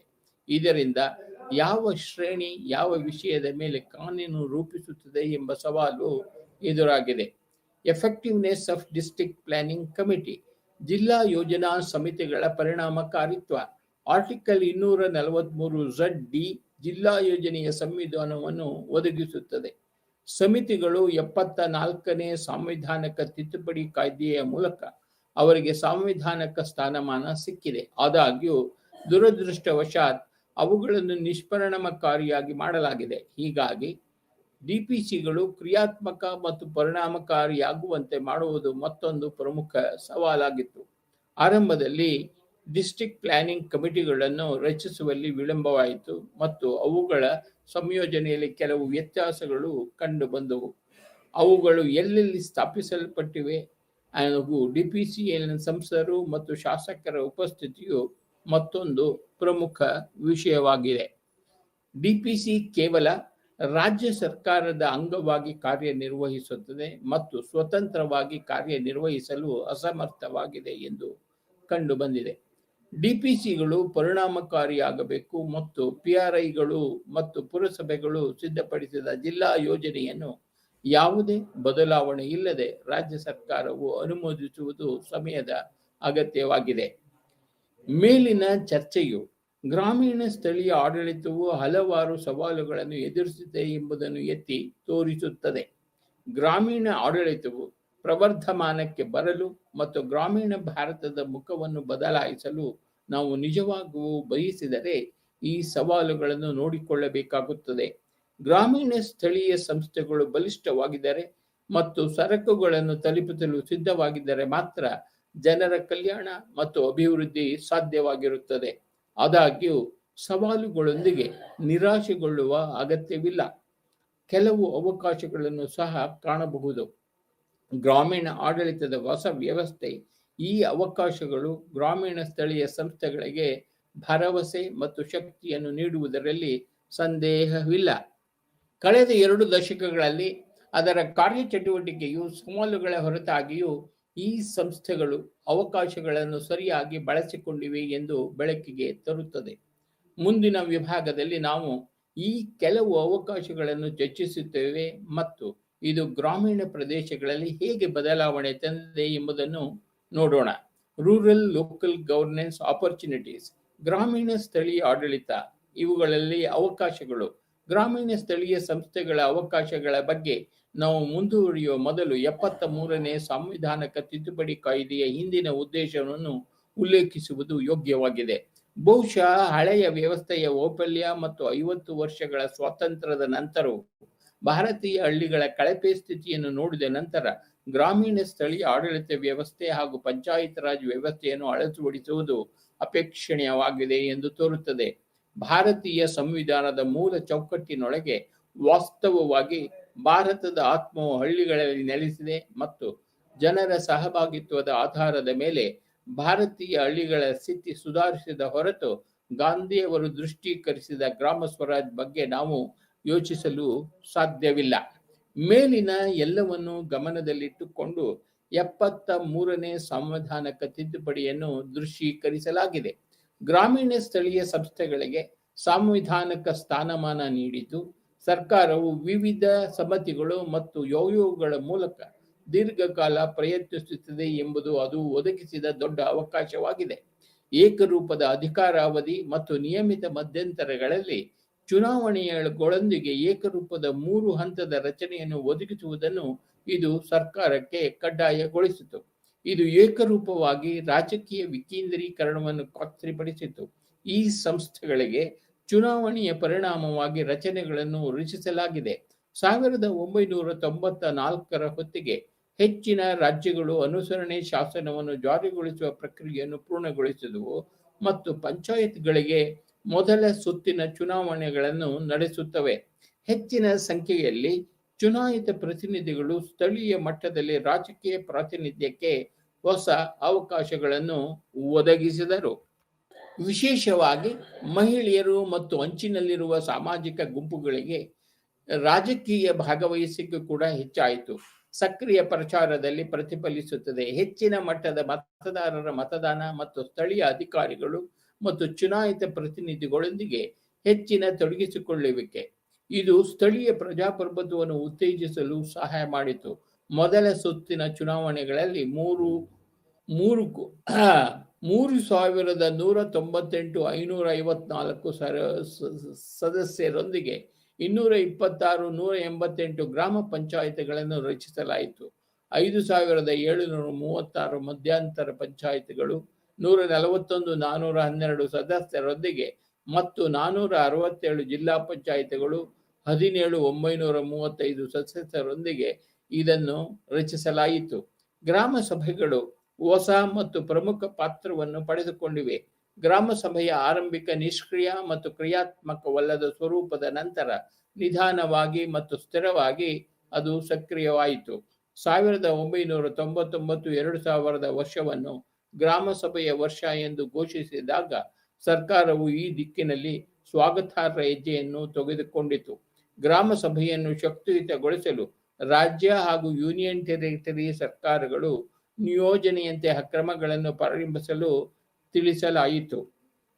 ಫಲಾನುಭವಿಗಳನ್ನು ಗುರುತಿಸಲು ಮತ್ತು ಗ್ರಾಮದಲ್ಲಿ ವಿವಿಧ ಕಾರ್ಯಕ್ರಮಗಳಿಗೆ ಆದ್ಯತೆಗಳನ್ನು ನಿರ್ಧರಿಸಲಿ ಮತ್ತು ಬಜೆಟ್ ಅನುಮೋದನೆಗೆ ಪೂರ್ಣ ಅಧಿಕಾರಗಳು ಇವೆಲ್ಲವೂ ಇದ್ದವು. ನಂತರ 2009-10 ವರ್ಷವನ್ನು ಗ್ರಾಮ ಸಭೆಯಿಂದ ಆಚರಿಸಲಾಯಿತು. ಗ್ರಾಮ ಸಭೆಯನ್ನು ಹೆಚ್ಚು ಪರಿಣಾಮಕಾರಿಯಾಗಿ ಮಾಡುವುದು ಮತ್ತು ಅವರ ನಿಯಮಿತಕಾಲಿಕವಾಗಿ ಭೇಟಿಯಾಗುವುದನ್ನು ಖಚಿತಪಡಿಸಿಕೊಳ್ಳುವುದು ಮತ್ತು ಜನರು ಹೆಚ್ಚಿನ ಸಂಖ್ಯೆಯಲ್ಲಿ ಭಾಗವಹಿಸುವುದನ್ನು ಖಚಿತಪಡಿಸಿಕೊಳ್ಳುವುದು ಮೂಲ ಕಲ್ಪನೆಯಾಗಿತ್ತು. ಕೇರಳ ರಾಜ್ಯದಲ್ಲಿ ಅವರು ಕಾಯಿದೆ ಜಾರಿಗೆ ಬಂದಾಗಿನಿಂದ ಸಕ್ರಿಯವಾಗಿದೆ. 1996ರಲ್ಲಿ ನಡೆದ ಮೊದಲ ಗ್ರಾಮ ಸಭೆಯಲ್ಲಿ 2 ದಶಲಕ್ಷಕ್ಕೂ ಹೆಚ್ಚು ಜನರು ಭಾಗವಹಿಸಿದ್ದರು. ಸಾಮಾನ್ಯವಾಗಿ ಗ್ರಾಮ ಸಭೆಗಳು ಭಾರಿ ಯಶಸ್ಸನ್ನು ಗಳಿಸಿವೆ ಮತ್ತು ಕೇರಳದಾದ್ಯಂತ ಅಭಿವೃದ್ಧಿಯ ಬಗ್ಗೆ ಸಾರ್ವಜನಿಕ ಚರ್ಚೆಯನ್ನು ಹುಟ್ಟುಹಾಕಿದೆ. ಮಧ್ಯಪ್ರದೇಶದಲ್ಲಿ ಗ್ರಾಮಗಳ ಸಮಗ್ರ ಅಭಿವೃದ್ಧಿಯನ್ನು ಖಚಿತಪಡಿಸಿಕೊಳ್ಳಲು ರಾಜ್ಯ ಕಾನೂನಿನ ಮೂಲಕ ಗ್ರಾಮ ಸಭೆಗಳು ಹೊಸ ಸ್ಥಾನಮಾನವನ್ನು ಪಡೆದಿವೆ. ಪಶ್ಚಿಮದಲ್ಲಿ ಬಂಗಾಳ ಬಡತನ ನಿರ್ಮೂಲನಾ ಕಾರ್ಯಕ್ರಮಗಳ ಅಡಿಯಲ್ಲಿ ವೈಯಕ್ತಿಕ ಫಲಾನುಭವಿಗಳ ಆಯ್ಕೆಗೆ ಸಂಬಂಧಿಸಿದಂತೆ ಗ್ರಾಮ ಸಭೆ ಹಾಗೂ ಗ್ರಾಮ ಸಂಸದ್ಗೆ ಸಂಪೂರ್ಣ ಅಧಿಕಾರವನ್ನು ನೀಡಲಾಗಿದೆ. ಕಾಯ್ದೆಯು ಒದಗಿಸಿದ ಇನ್ನೊಂದು ಅವಕಾಶವೆಂದರೆ ಸಮಾಜದ ದುರ್ಬಲ ವರ್ಗಗಳ ಪ್ರಾತಿನಿಧ್ಯಕ್ಕೆ ಸಂಬಂಧಿಸಿದಂತೆ ಸಮಾಜದ ಈ ವರ್ಗಕ್ಕೆ ಮೀಸಲಾತಿ ನಿಬಂಧನೆಯು ಒಂದು ರೀತಿಯಲ್ಲಿ ಹಿಂದಿನ ವ್ಯವಸ್ಥೆಯಲ್ಲಿ ಕಂಡುಬರುವ ಉನ್ನತ ಮಟ್ಟದ ಗಣ್ಯ ಪ್ರಾಬಲ್ಯವು ಈಗ ಇಲ್ಲ ಎಂದು ಖಚಿತಪಡಿಸಿದೆ. ಗ್ರಾಮೀಣ ಸ್ಥಳೀಯ ಸಂಸ್ಥೆಗಳಲ್ಲಿ ಈ ವಿಭಾಗಗಳ ಔಪಚಾರಿಕ ಪ್ರಾತಿನಿಧ್ಯಕ್ಕೆ ಇದು ಅವಕಾಶಗಳನ್ನು ಒದಗಿಸಿತು. ಇದು ಅವರಿಗೆ ಒದಗಿಸಿದೆ ಹೆಚ್ಚಿದ ಗೋಚರತೆ ಮತ್ತು ಸ್ಥಳೀಯ ವ್ಯವಹಾರಗಳ ಮೇಲೆ ಪ್ರಭಾವ ಬೀರುವ ಅವಕಾಶದೊಂದಿಗೆ ಇದು ಎಲ್ಲ ಹಂತಗಳಲ್ಲಿ ಸುಮಾರು 1 ಮಿಲಿಯನ್ ಮಹಿಳೆಯರು, ಹೆಚ್ಚಿನ ಸಂಖ್ಯೆಯ ಪರಿಶಿಷ್ಟ ಜಾತಿಗಳು ಮತ್ತು ಪರಿಶಿಷ್ಟ ಪಂಗಡಗಳ ಸದಸ್ಯರನ್ನು ಮತ್ತು ಕೆಲವು ರಾಜ್ಯಗಳಲ್ಲಿ ಅವರ ಅನುಸರಣೆ ಕಾಯ್ದೆಗಳಲ್ಲಿ ಅಂತಹ ಮೀಸಲಾತಿಯನ್ನು ಒದಗಿಸಿದೆ. ಒಬಿಸಿ ವರ್ಗದ ಸದಸ್ಯರು ಹೆಚ್ಚಿನ ರಾಜ್ಯಗಳಲ್ಲಿ ಪ್ರಜಾಸತ್ತಾತ್ಮಕ ವಿಕೇಂದ್ರೀಕರಣವು ರಾಜಕೀಯವನ್ನು ಮಹಿಳೆಯರು, ಎಸ್ಸಿಗಳು ಮತ್ತು ಎಸ್ಟಿಗಳನ್ನು ಹೆಚ್ಚು ಒಳಗೊಳ್ಳುವಂತೆ ಮಾಡಿದೆ. ಇಂದು ಮಹಿಳೆಯರ ಪ್ರಜಾಸತ್ತಾತ್ಮಕ ನೆಲೆ ವಿಸ್ತಾರಗೊಂಡಿದೆ. ವಾಸ್ತವವಾಗಿ ಸುಮಾರು 80% ಮಹಿಳೆಯರು ಚುನಾಯಿತರು ಮೀಸಲು ಸ್ಥಾನಗಳಿಂದ ಇದು ಅನೇಕ ಮಹಿಳೆಯರನ್ನು ಚುನಾವಣೆಗೆ ಸ್ಪರ್ಧಿಸಲು ಮತ್ತು ರಾಜಕೀಯ ಪ್ರಕ್ರಿಯೆಯಲ್ಲಿ ಭಾಗವಹಿಸಲು ಪ್ರೇರೇಪಿಸಿದೆ. ಆರ್ಥಿಕ ಸಂಪನ್ಮೂಲಗಳನ್ನು ಮಾರ್ಷಲ್ ಮಾಡುವ ಮೂಲಕ ಮತ್ತು ಉನ್ನತ ಮಟ್ಟದ ಅಧಿಕಾರಿಗಳು ಮತ್ತು ರಾಜಕಾರಣಿಗೆ ಲಾಬಿ ಮಾಡುವ ಮೂಲಕ ಸಾಧಾರಣ ಸ್ಥಳೀಯ ಅಭಿವೃದ್ಧಿ ಲಾಭಾಂಶವನ್ನು ಉತ್ಪಾದಿಸಲು ಮಹಿಳೆಯರು ನಿರ್ವಹಿಸಿದ ಅನೇಕ ನಿದರ್ಶನಗಳಿವೆ. ವಿವಿಧ ರಾಜ್ಯಗಳ ಪುರಾವೆಗಳು ಮಹಿಳಾ ಸದಸ್ಯರು ಉತ್ತಮವಾಗಿ ಕಾರ್ಯನಿರ್ವಹಿಸಿದ್ದಾರೆ ಮತ್ತು ತಮ್ಮ ಪ್ರದೇಶಗಳ ಅಭಿವೃದ್ಧಿಗೆ ಸಂಬಂಧಿಸಿದ ಅನೇಕ ಗಂಭೀರ ಸಮಸ್ಯೆಗಳನ್ನು ತೆಗೆದುಕೊಂಡಿದ್ದಾರೆ ಎಂದು ಸೂಚಿಸುತ್ತದೆ. ಅವರು ಮಕ್ಕಳ ಶಿಕ್ಷಣ, ಸುರಕ್ಷಿತ ಕುಡಿಯುವ ನೀರು, ಮಹಿಳೆಯರಿಗೆ ಪ್ರಾಥಮಿಕ ಆರೋಗ್ಯ ಸೌಲಭ್ಯಗಳು ಮತ್ತು ಮೂಲಭೂತ ಘೋಷಣೆಯಂತಹ ಪ್ರಮುಖ ಅಗತ್ಯಗಳನ್ನು ಪೂರೈಸುವ ಏಡ್ಸ್ ವಿರುದ್ಧ ಹೋರಾಡಿದ್ದಾರೆ ಮತ್ತು ಸಮಸ್ಯೆಗಳನ್ನು ತೆಗೆದುಕೊಂಡಿದ್ದಾರೆ. ಕೇರಳದಲ್ಲಿ ಪೀಪಲ್ಸ್ ಪ್ಲಾನಿಂಗ್ ಅಭಿಯಾನದ ಮೂಲಕ ಜನಪ್ರಿಯ ಕ್ರೋಢೀಕರಣದ ಪ್ರಕ್ರಿಯೆಯು ಈ ಗುಂಪುಗಳಿಗೆ ಲಾಭಗಳ ಅರಿವಿನೊಂದಿಗೆ ಪಂಚಾಯತ್ಗಳಲ್ಲಿ ನಿರ್ಧಾರ ತೆಗೆದುಕೊಳ್ಳುವಲ್ಲಿ ಎಸ್ಸಿಗಳು ಮತ್ತು ಮಹಿಳೆಯರ ಸಕ್ರಿಯ ಪಾಲ್ಗೊಳ್ಳುವಿಕೆಯನ್ನು ಖಚಿತಪಡಿಸಿದೆ. ಕರ್ನಾಟಕದ ಅಧ್ಯಯನಗಳು ಸ್ಥಳೀಯ ಅಭಿವೃದ್ಧಿ ಆದ್ಯತೆಗಳನ್ನು ರೂಪಿಸಲು ಮೀಸಲು ಸ್ಥಾನಗಳನ್ನು ಬಳಸಿಕೊಳ್ಳುವ ಮೂಲಕ ಮಹಿಳೆಯರು ಗ್ರಾಮ ಪಂಚಾಯತ್ಗಳಲ್ಲಿ ಸ್ವಲ್ಪ ಮುನ್ನಡೆ ಸಾಧಿಸುತ್ತಾರೆ ಎಂದು ಸೂಚಿಸುತ್ತದೆ. ವೈಯಕ್ತಿಕ ಮಹಿಳಾ ಪಂಚಾಯತ್ ನಾಯಕರು ನೈರ್ಮಲ್ಯ ಮತ್ತು ಬೀದ ದೀಪಗಳಿಗೆ, ಆರೋಗ್ಯ ಮತ್ತು ಸುರಕ್ಷತೆಯ ವಿಷಯಗಳಿಗೆ ಆದ್ಯತೆ ನೀಡಿರುವುದರಿಂದ ಗ್ರಾಮದ ರಸ್ತೆಗಳು ಮತ್ತು ಸಮುದಾಯ ಭವನಗಳ ರೂಪದಲ್ಲಿ ಸ್ಥಳೀಯ ಮೂಲ ಸೌಕರ್ಯ ಸರ್ಕಾರಿ ಸಂಪನ್ಮೂಲಗಳನ್ನು ಪಡೆದುಕೊಳ್ಳುವಲ್ಲಿ ಗಮನಾರ್ಹ ಯಶಸ್ಸನ್ನು ದಾಖಲಿಸಿದ್ದಾರೆ ಎಂದು ಪುರಾವೆಗಳು ಸೂಚಿಸುತ್ತವೆ. ಶಿಶುಪಾಲನಾ ಕೇಂದ್ರಗಳು ಮತ್ತು ಅದನ್ನು ಖಚಿತಗೊಳ್ಳುವುದು ಶಾಲಾ ಶಿಕ್ಷಕರಂತ ಸಾರ್ವಜನಿಕ ಸೇವಕರು ತಮ್ಮ ಗೊತ್ತುಪಡಿಸಿದ ಜವಾಬ್ದಾರಿಗಳನ್ನು ನಿರ್ವಹಿಸುತ್ತಾರೆ. ಈ ಸಾಧಾರಣ ಆದರೆ ಪ್ರಮುಖ ಲಾಭಗಳು ಸಮುದಾಯದ ಪ್ರಯೋಜನಕ್ಕಾಗಿ ಚುನಾಯಿತ ಕಚೇರಿಯನ್ನು ಬಳಸುವ ಮಹಿಳೆಯರ ಸಾಮರ್ಥ್ಯವನ್ನು ಪ್ರದರ್ಶಿಸುತ್ತವೆ ಮತ್ತು ಚುನಾಯಿತ ಪ್ರತಿನಿಧಿಗಳಿಗಾಗಿ ಅವರ ನ್ಯಾಯಸಮ್ಮತತೆಯನ್ನು ಬಲಪಡಿಸುತ್ತವೆ. ಇಂದು ಪಾಠಕ್ ಅವರ ಸಂಶೋಧನಾ ಕಾರ್ಯವು ಉತ್ತರಾಖಂಡದ ಅಲ್ಮೋರಾ ಮತ್ತು ನೈನಿತಾಲ್ ಜಿಲ್ಲೆಗಳಲ್ಲಿ ತಮ್ಮ ಸಬಲೀಕರಣದತ್ತ ಮುನ್ನಡೆಯುತ್ತಿರುವ ಗ್ರಾಮೀಣ ಮಹಿಳೆಯರ ನಿರ್ಧಾರ ತೆಗೆದುಕೊಳ್ಳುವ ಸಾಮರ್ಥ್ಯವನ್ನು ಎತ್ತಿ ತೋರಿಸಿದೆ. ಸಮಾಜಶಾಸ್ತ್ರೀಯ ದೃಷ್ಟಿಕೋನದಿಂದ ಇಂದು ಗ್ರಾಮೀಣ ಮಹಿಳೆಯರ, ಗುಡ್ಡಗಾಡು ಮಹಿಳೆಯರ ಒಳಾಂಗಣ ಮತ್ತು ಹೊರಾಂಗಣ ದೈನಂದಿನ ಚಟುವಟಿಕೆಗಳು ಮತ್ತು ದೇಶೀಯ ಆರ್ಥಿಕ ಮತ್ತು ರಾಜಕೀಯದಲ್ಲಿ ಅವರ ಪಾತ್ರದ ನಿರ್ಧಾರ ತೆಗೆದುಕೊಳ್ಳುವ ಸಾಮರ್ಥ್ಯವನ್ನು ಪರಿಶೀಲಿಸುತ್ತದೆ. ಅವರ ಜೀವನದ ಕ್ಷೇತ್ರಗಳು ಗ್ರಾಮೀಣ ಮಹಿಳೆಯರಿಗೆ ಅವರ ಸಾಮಾಜಿಕ ಸ್ಥಾನಮಾನವನ್ನು ಹೆಚ್ಚಿಸಲು, ಅವರ ಅರಿವು ಮತ್ತು ಜೀವನದ ದೃಷ್ಟಿಕೋನವನ್ನು ಸುಧಾರಿಸಲು, ಅವರ ಒಟ್ಟಾರೆ ವ್ಯಕ್ತಿತ್ವ ಮತ್ತು ಅವರ ಆರ್ಥಿಕ ಸ್ಥಿತಿಯನ್ನು ಸುಧಾರಿಸಲು ಆದರ್ಶ ಅವಕಾಶವನ್ನು ಒದಗಿಸುವ ಇಂತಹ ಯೋಜನೆಗಳನ್ನು ರಾಜ್ಯ ಸರ್ಕಾರ ಪರಿಶೀಲಿಸುವ ಅಗತ್ಯವನ್ನು ಇಂದು ಒತ್ತಿ ಹೇಳುತ್ತದೆ. ಎಸ್ಸಿ, ಎಸ್ಟಿ ಮತ್ತು ಒಬಿಸಿಗಳ ಸಬಲೀಕರಣ ಮತ್ತು ಭಾಗವಹಿಸುವಿಕೆಗೆ ಸಂಬಂಧಿಸಿದಂತೆ ಕರ್ನಾಟಕ, ಒರಿಸ್ಸಾ, ಆಂಧ್ರ ಪ್ರದೇಶ ಮುಂತಾದ ಕೆಲವು ರಾಜ್ಯಗಳಲ್ಲಿ ಇದು ಸಾಕಷ್ಟು ಪರಿಣಾಮಕಾರಿಯಾಗಿದೆ ಮತ್ತು ಅವರು ತಮ್ಮ ಹಕ್ಕುಗಳನ್ನು ಪ್ರತಿಪಾದಿಸಲು ಸಮರ್ಥರಾಗಿದ್ದಾರೆ ಎಂದು ಕಂಡುಬಂದಿದೆ. ಸ್ಥಾನ ಮತ್ತು ಅಧಿಕಾರಗಳು ಚುನಾಯಿತ ಪ್ರತಿನಿಧಿಗಳು ವಿದ್ಯಾವಂತರು ಮತ್ತು ಅನುಭವಿಗಳಾಗಿದ್ದ ಸಂದರ್ಭಗಳಲ್ಲಿ ಇದು ವಿಶೇಷವಾಗಿ ಸಂಭವಿಸಿತು. ಮೀಸಲಾತಿ ಒಂದು ರೀತಿಯ ಆತ್ಮಸ್ಥೈರ್ಯವನ್ನು ಹುಟ್ಟುಹಾಕಿದಂತಿದೆ. ಅದು ಅವರನ್ನು ಬಲಪಡಿಸುತ್ತದೆ. ನೈತಿಕ ಗುಣ ಹಾಗೂ ಸ್ವ ಆಡಳಿತದ ಪ್ರಕ್ರಿಯೆಯಲ್ಲಿನ ಸಬಲೀಕರಣದ ಪ್ರಮಾಣ. ಈ ಸಮುದಾಯಗಳಿಂದ ಕೆಲವು ಚುನಾಯಿತ ಅಧ್ಯಕ್ಷರು ತಮ್ಮ ಹೊಸ ಅಧಿಕಾರವನ್ನು ಹೆಚ್ಚು ಸಂಪನ್ಮೂಲಗಳನ್ನು ತರುವ ಮೂಲಕ ಮತ್ತು ಗ್ರಾಮ ವ್ಯವಹಾರಗಳಲ್ಲಿ ಜಾತಿ ತಾರತಮ್ಯವನ್ನು ಸವಾಲು ಮಾಡುವ ಮೂಲಕ ಗಮನಾರ್ಹ ಪರಿಣಾಮ ಬೀರಲು ಸಮರ್ಥರಾಗಿದ್ದಾರೆ. ಎಸ್ಸಿ ಸಮುದಾಯದ ಮುಖಂಡರು ಗ್ರಾಮ ಸಭೆಗಳಲ್ಲಿ ಭಾಗವಹಿಸಲು ಸ್ವಸಹಾಯ ಗುಂಪುಗಳನ್ನು ಪ್ರೋತ್ಸಾಹಿಸುತ್ತಾರೆ. ಒಬ್ಬ ಎಸ್ಸಿ ಮಹಿಳಾ ಅಧ್ಯಕ್ಷರು ಎಸ್ಸಿ ಸಮುದಾಯಕ್ಕೆ ಸ್ವತಂತ್ರವಾಗಿ ಸೇವೆ ಸಲ್ಲಿಸಲು ಟ್ರಸ್ಟ್ ಅನ್ನು ರಚಿಸಿದರು. ಸಾಮಾಜಿಕ ನ್ಯಾಯ ಸಮಿತಿಗಳ ಮುಖ್ಯಸ್ಥರ ಸಾಮರ್ಥ್ಯದಲ್ಲಿರುವ ಎಸ್ಸಿ ಪ್ರತಿನಿಧಿಯು ಅನುಚಿತ ನಿರ್ಧಾರಗಳನ್ನು ತಡೆಯಲು ಅಥವಾ ಪ್ರಬಲ ಜಾತಿಯ ಅಧಿಕಾರವನ್ನು ಸವಾಲು ಮಾಡಲು ಈ ಸಮಿತಿಗಳನ್ನು ಪರಿಣಾಮಕಾರಿಯಾಗಿ ಬಳಸಿಕೊಳ್ಳಲು ಸಮರ್ಥರಾಗಿದ್ದಾರೆ. ಗುಜರಾತ್ನ ಭಾಗಗಳಲ್ಲಿ ಎಸ್ಸಿ ಪ್ರತಿನಿಧಿಗಳು ಸಾಮಾಜಿಕ ನ್ಯಾಯ ಸಮಿತಿಗಳಿಗೆ ಯಶಸ್ವಿಯಾಗಿ ಅಧಿಕಾರ ನೀಡಿದ್ದಾರೆ.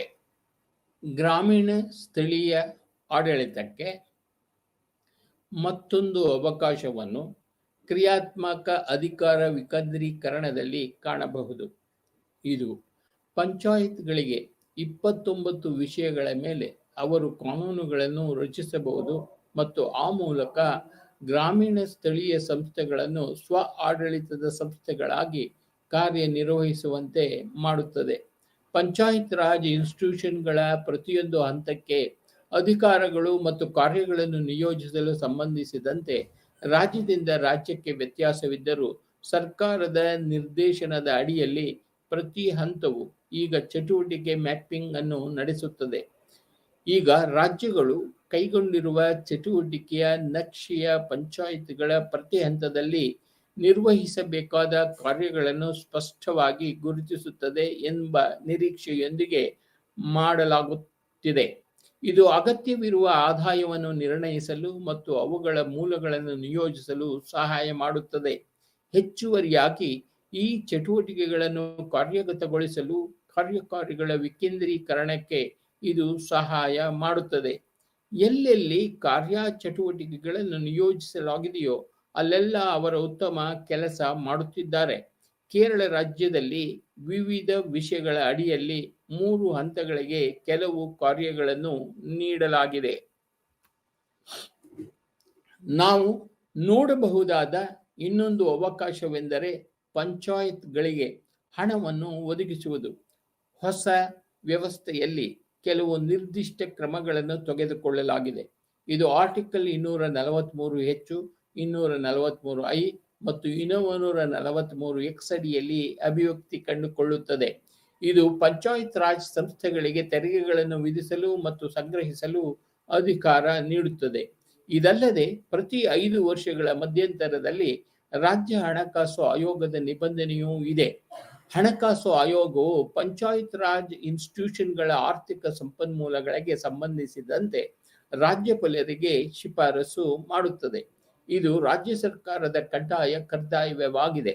ಈ ನಿಬಂಧನೆಗಳು ಪಂಚಾಯತ್ಗಳಿಗೆ ಸ್ವಸರ್ಕಾರದ ಸಂಸ್ಥೆಗಳಾಗಿ ಕಾರ್ಯನಿರ್ವಹಿಸಲು ಅವಕಾಶಗಳನ್ನು ಒದಗಿಸಿವೆ. ಆರಂಭದಲ್ಲಿ ಎಸ್ಎಫ್ಸಿಗಳನ್ನು ರಚಿಸಲು ರಾಜ್ಯ ಸರ್ಕಾರಗಳ ಕಡೆಯಿಂದ ಇಷ್ಟವಿರಲಿಲ್ಲ ಮತ್ತು ಅವರು ಅದರ ಸಂವಿಧಾನವನ್ನು ವಿಳಂಬಗೊಳಿಸಿದರು. ಎಸ್ಎಫ್ಸಿಗಳು ಗಮನಾರ್ಹ ಶಿಫಾರಸುಗಳನ್ನು ನೀಡಿವೆ. ವಿಶೇಷವಾಗಿ ಕೇರಳ, ಪಶ್ಚಿಮ ಬಂಗಾಳ ಮತ್ತು ಕರ್ನಾಟಕದ ಸಂದರ್ಭದಲ್ಲಿ ರಾಜ್ಯದಲ್ಲಿ ಕೇರಳದಲ್ಲಿ ದೊಡ್ಡ ಮಟ್ಟದ ಸ್ವಾಯತ್ತತೆ ಇದೆ, ಏಕೆಂದರೆ ಸಾಮಾನ್ಯ ವಲಯದ ಅಡಿಯಲ್ಲಿ 40% ಹಣವು ಬಿಚ್ಚಿಟ್ಟ ರೂಪದಲ್ಲಿದೆ. ರಾಜ್ಯವು 3 ಹಂತಗಳಿಗೆ ಮತ್ತಷ್ಟು ಹಂಚಿಕೆ ಮಾಡಲು ಸೂತ್ರದೊಂದಿಗೆ ಒಟ್ಟು ಮೊತ್ತದಲ್ಲಿ ಜಿಲ್ಲಾ ಪರಿಷತ್ಗೆ ಹಣವನ್ನು ವಿನಿಯೋಗಿಸಲು ದಿಟ್ಟ ಕ್ರಮಗಳನ್ನು ತೆಗೆದುಕೊಂಡಿದೆ. ಸಾಮಾನ್ಯ ವರ್ಗದ ನಿಧಿಯನ್ನು ಕ್ರಮವಾಗಿ 70:14:14 ಅನುಪಾತದಲ್ಲಿ ಗ್ರಾಮ, ತಾಲೂಕು ಮತ್ತು ಜಿಲ್ಲಾ ಪಂಚಾಯಿತಿಗಳಲ್ಲಿ ವಿಂಗಡಿಸಲಾಗಿದೆ. ಪಶ್ಚಿಮ ಬಂಗಾಳದಲ್ಲಿ ಇದು 50:20:30 ಅನುಪಾತದಲ್ಲಿ ಇದೆ. ಕರ್ನಾಟಕದಲ್ಲಿ ಇದು ವಿರುದ್ಧವಾಗಿದೆ. ಹಂಚಿಕೆ 25:35:40 ಅನುಪಾತದಲ್ಲಿದೆ. ಭಾರತದಲ್ಲಿ ಪಂಚಾಯತ್ ರಾಜ್ ಸ್ಥಿತಿ ವರದಿ 2000 ಪ್ರಕಾರ ಇದನ್ನು ನಾವು ನೋಡಬಹುದಾಗಿದೆ. ಗುಜರಾತ್, ಕರ್ನಾಟಕ, ಮಧ್ಯಪ್ರದೇಶ ಮತ್ತು ಮಹಾರಾಷ್ಟ್ರದಂತಹ ರಾಜ್ಯಗಳು ಜಿಲ್ಲಾ ಪರಿಷತ್ತಿಗೆ ಸಾಕಷ್ಟು ಹಣವನ್ನು ನೀಡುತ್ತದೆ. ಆದರೆ ಅವುಗಳು ಪಂಚಾಯತ್ಗಳಿಗೆ ಸ್ವಾಯತ್ತತೆಯ ವಿಷಯದಲ್ಲಿ ಹೆಚ್ಚಿನ ವ್ಯಾಪ್ತಿಯನ್ನು ನೀಡುವುದಿಲ್ಲ, ಏಕೆಂದರೆ ಹಣವನ್ನು ನಿರ್ದಿಷ್ಟ ಕಾರ್ಯಕ್ರಮ ಅಥವಾ ಯೋಜನೆಗೆ ಏಕರೂಪವಾಗಿ ಕಟ್ಟಲಾಗುತ್ತದೆ. 74ನೇ ಸಾಂವಿಧಾನಿಕ ತಿದ್ದುಪಡಿ ಕಾಯ್ದೆಯ ಮೂಲಕ ಸಾಂವಿಧಾನಿಕ ಸ್ಥಾನಮಾನವನ್ನು ಒದಗಿಸುವ ಆರ್ಟಿಕಲ್ 243 ZD ಅಡಿಯಲ್ಲಿ ಜಿಲ್ಲಾ ಯೋಜನಾ ಸಮಿತಿಗಳ ಅಂದರೆ ಡಿಸ್ಟ್ರಿಕ್ಟ್ ಪ್ಲಾನಿಂಗ್ ಕಮಿಟಿಗಳ ನಿಬಂಧನೆಯಲ್ಲಿ ಗ್ರಾಮೀಣ ಸ್ಥಳೀಯ ಆಡಳಿತಕ್ಕೆ ಮತ್ತೊಂದು ಅವಕಾಶವನ್ನು ಕಾಣಬಹುದಾಗಿದೆ. ಒಟ್ಟಾರೆ ಜಿಲ್ಲೆಯ ಅಭಿವೃದ್ಧಿ ಯೋಜನೆಗಳನ್ನು ರೂಪಿಸಲು ಪ್ರತಿ ಜಿಲ್ಲೆಯಲ್ಲೂ ಡಿಸ್ಟ್ರಿಕ್ಟ್ ಪ್ಲಾನಿಂಗ್ ಕಮಿಟಿ ರಚನೆಯಾಗಬೇಕಿತ್ತು. ಆದರೆ ಕರ್ನಾಟಕ, ಕೇರಳ, ಮಧ್ಯಪ್ರದೇಶ, ಮಹಾರಾಷ್ಟ್ರ, ರಾಜಸ್ಥಾನ, ತಮಿಳುನಾಡು, ಉತ್ತರ ಪ್ರದೇಶದಂತಹ ಕೆಲವೇ ರಾಜ್ಯಗಳಿವೆ ಮತ್ತು ಪಶ್ಚಿಮ ಬಂಗಾಳ ಇದು ಎಲ್ಲ ಜಿಲ್ಲೆಗಳಲ್ಲಿ ಇದನ್ನು ಸ್ಥಾಪಿಸಿದೆ. ಅಂತಹ ಸಮಿತಿಗಳನ್ನು ಹೊಂದಿರುವ ರಾಜ್ಯಗಳಲ್ಲಿ ಒಟ್ಟು ಸದಸ್ಯರ ಸಂಖ್ಯೆಯಲ್ಲಿ 1/5 ನಾಮನಿರ್ದೇಶನ ಮಾಡಲಾಗುತ್ತದೆ. ಇದು ನಾಗರಿಕ ಸೇವಕರು ಮತ್ತು ಸ್ಥಳೀಯ ಸಂಸದ ಮತ್ತು ಶಾಸಕರಂತಹ ಉನ್ನತ ಮಟ್ಟದ ರಾಜಕಾರಣಿಗಳ ಪ್ರಾಬಲ್ಯಕ್ಕೆ ಕಾರಣವಾಗುತ್ತದೆ. ಅವುಗಳ ರಚನೆ, ಸಂಯೋಜನೆ ಮತ್ತು ಕಾರ್ಯನಿರ್ವಹಣೆಗೆ ಸಂಬಂಧಿಸಿದಂತೆ ದೊಡ್ಡ ವ್ಯತ್ಯಾಸಗಳಿವೆ. ಈ ಸಮಸ್ಯೆಗಳ ಬಗ್ಗೆ ಕಾಳಜಿ ವಹಿಸಿದರೆ ಡಿಸ್ಟ್ರಿಕ್ಟ್ ಪ್ಲಾನಿಂಗ್ ಕಮಿಟಿಗಳು ಗ್ರಾಮೀಣ ಪ್ರದೇಶಗಳ ಅಭಿವೃದ್ಧಿಗೆ ಕಾರಣವಾಗುವ ಯೋಜನೆಗಳ ಪರಿಣಾಮಕಾರಿ ಸಂಸ್ಥೆಯಾಗಬಹುದು. ಯೋಜನೆಯಾಗಿ ಡಿಸ್ಟ್ರಿಕ್ಟ್ ಪ್ಲಾನಿಂಗ್ ಕಮಿಟಿ ಸ್ಥಳೀಯ ಆಕಾಂಕ್ಷೆಗಳನ್ನು ಹೆಚ್ಚು ಪರಿಣಾಮಕಾರಿಯಾಗಿ ಪರಿಹರಿಸಲು ಸಹಾಯಕರು ಬಹಳ ದೂರ ಹೋಗುತ್ತಾರೆ. ಹೆಚ್ಚು ಪಂಚಾಯತ್ ರಾಜ್ ಇನ್ಸ್ಟಿಟ್ಯೂಷನ್ಗಳು ಸಂಪೂರ್ಣ ಯೋಜನಾ ಪ್ರಕ್ರಿಯೆಯಲ್ಲಿ ಮಹತ್ವದ ಪಾತ್ರವನ್ನು ವಹಿಸಬೇಕಾಗುತ್ತದೆ. ಒಟ್ಟಾರೆಯಾಗಿ ಹೇಳುವುದಾದರೆ 73ನೇ ಸಾಂವಿಧಾನಿಕ ತಿದ್ದುಪಡಿ ಕಾಯ್ದೆಯು ಗ್ರಾಮೀಣ ಸ್ಥಳೀಯ ಆಡಳಿತಕ್ಕೆ ಸಂಪೂರ್ಣ ಅವಕಾಶಗಳನ್ನು ಒದಗಿಸಿದೆ ಎಂದು ಹೇಳಬಹುದು. ಆದರೆ ಯಾವುದೋ ಕಾರಣಕ್ಕಾಗಿ ಅವುಗಳನ್ನು ಸರಿಯಾಗಿ ಬಳಸಲಾಗಿಲ್ಲ ಮತ್ತು ಬಳಸಲಾಗುವುದಿಲ್ಲ. ಆದರೆ ಅವರು ಸಕಾರಾತ್ಮಕ ಫಲಿತಾಂಶಗಳನ್ನು ತೋರಿಸಿರುವುದರಿಂದ ನಿರಾಶೆಗೊಳ್ಳುವ ಅಗತ್ಯವಿಲ್ಲ. ಹೊಸ ವ್ಯವಸ್ಥೆಯು ಗ್ರಾಮೀಣ ಸಮುದಾಯದ ಅನೇಕ ವಿಭಾಗಗಳಲ್ಲಿ ಮತ್ತು ಒಳನಾಡಿನಲ್ಲಿ ಜಾಗೃತಿ ಮೂಡಿಸಿದರೆ, ಕೆಲವು ಪ್ರಕರಣಗಳು ಶೋಷಣೆ ಮತ್ತು ಮಿತಿಮೀರಿದ ವಿರುದ್ಧ ಬಲವಾದ ಧ್ವನಿಗಳನ್ನು ದಾಖಲಿಸಲಾಗಿದೆ. ಪ್ರಜಾಪ್ರಭುತ್ವದ ಆಳ ಮತ್ತು ಅಗಲೀಕರಣಕ್ಕೆ ಕಾರಣವಾಗುವ ದಲಿತರು, ಆದಿವಾಸಿಗಳು ಮತ್ತು ಮಹಿಳೆಯರಂತಹ ವಿವಿಧ ಅನನುಕೂಲಕರ ಗುಂಪುಗಳ ಸೇರ್ಪಡೆ ಮತ್ತು ಭಾಗವಹಿಸುವಿಕೆ ಅತ್ಯಂತ ಉದಯಸ್ಪರ್ಶಿ ಅಂಶವಾಗಿದೆ.